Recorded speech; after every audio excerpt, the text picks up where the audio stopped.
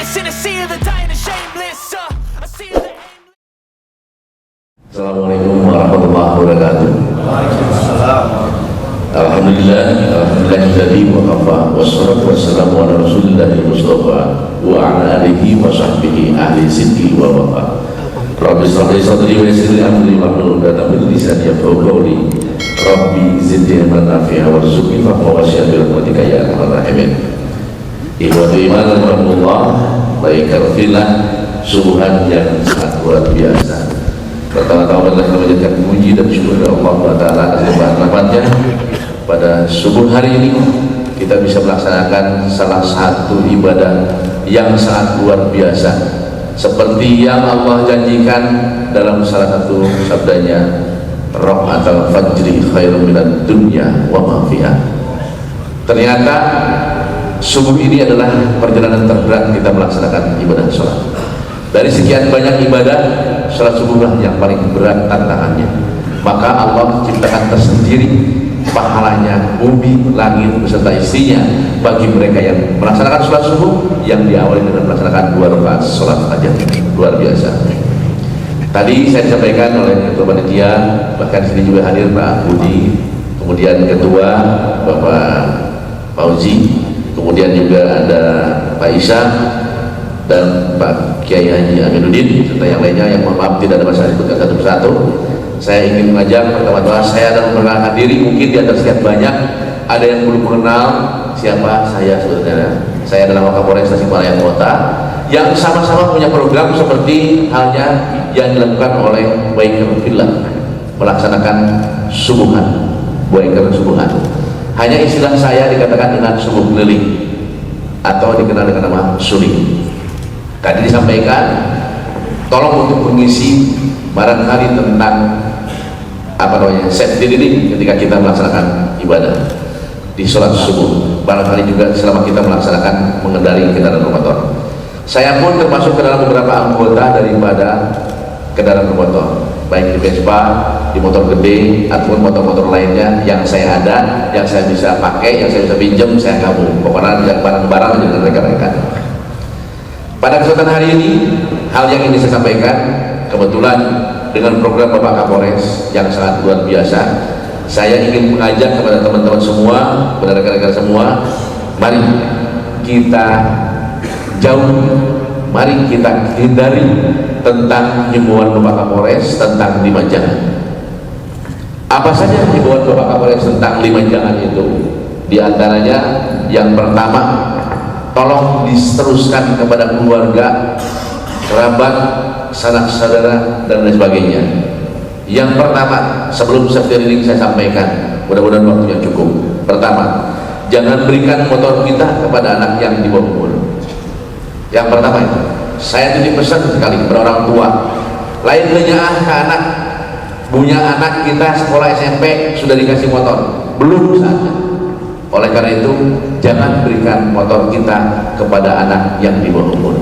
Itu pesan yang pertama yang disampaikan, yang harus diketahui oleh seluruh orang tua di sini. Yang kedua adalah jangan biarkan anak kita bergaul bebas.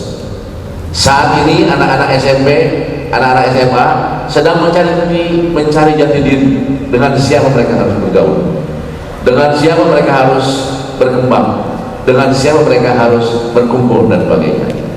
Sebagai orang tua, jangan lepas anak kita dari pengawasan. Pemerintah sekarang sudah menyampaikan dengan berbagai macam programnya.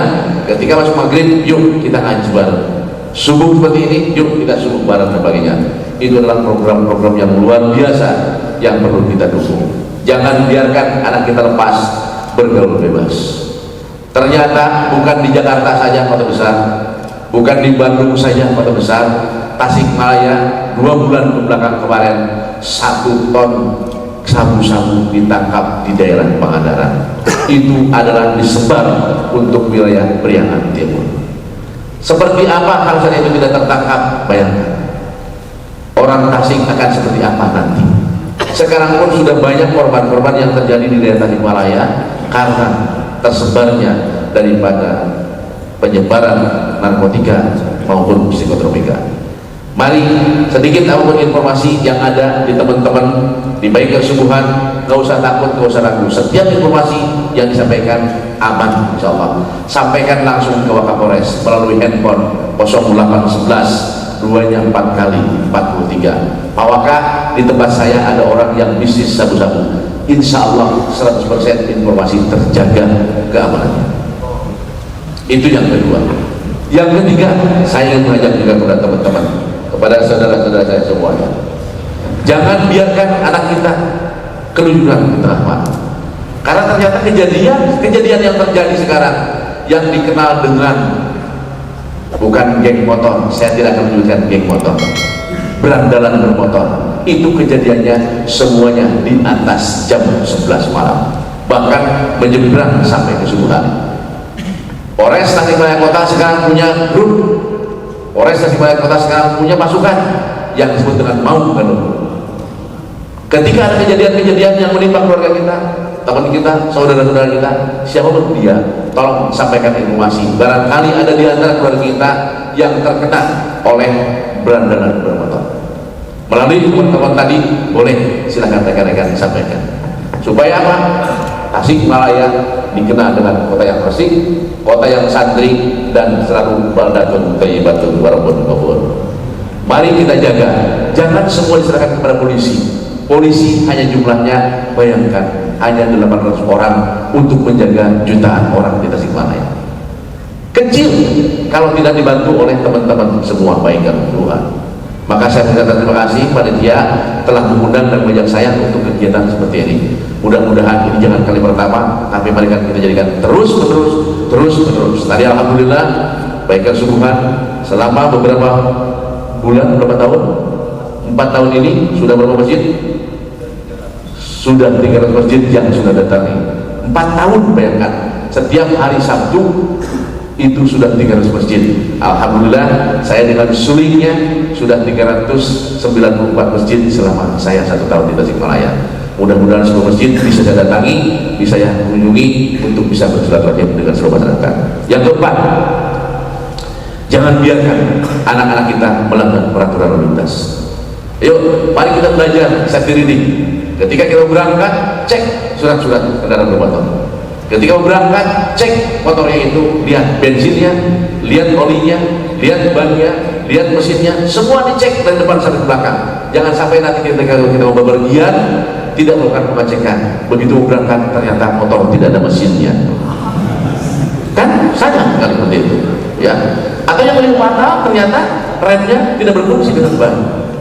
Nah, oleh karena itu tolong dicek. Sekaligus kita belajar safety reading yang bagus. Ratingnya kita lihat, lampu kiri kanannya dan sebagainya. Orang Jepang sudah melakukan penelitian luar biasa dengan motor itu, dengan sembrekernya, dengan kejutannya, dengan suara mesinnya dan sebagainya. Itu sudah dibikin sedemikian rupa supaya dipakainya nyaman dan enak. Ya Pak, motor diganti ban sepeda, bayangkan. Knalpot yang sudah nyaman didengar, enak didengar, orang lain yang terlewati tidak akan sakit. Anak-anak tidak akan kesampaian, orang yang sakit tidak akan kecewa, komodo hidupnya jadi buntu. Ini knalpot diganti, dibiarkan segede bedung. Akhirnya apa? Orang yang lewat, apalagi yang lagi sakit gigi, dia sumpah serapah, doakan ke orang. Siapa siapa tuh akhirnya apa? Orang yang tidak ada niat mendoakan kepada kita karena kita mengganggu ketertiban masyarakat. Ingat ketertiban masyarakat itu mari kita ciptakan, bukan oleh orang lain tapi oleh diri kita. Mari kita mulai dari hari ini, mulai dari detik ini, dan mulai saat ini juga. Yang terakhir dari saya, masih bisa Pak? Ya. Yang terakhir dari saya, jangan biarkan anak kita menjadi korban daripada kejahatan kendaraan bermotor.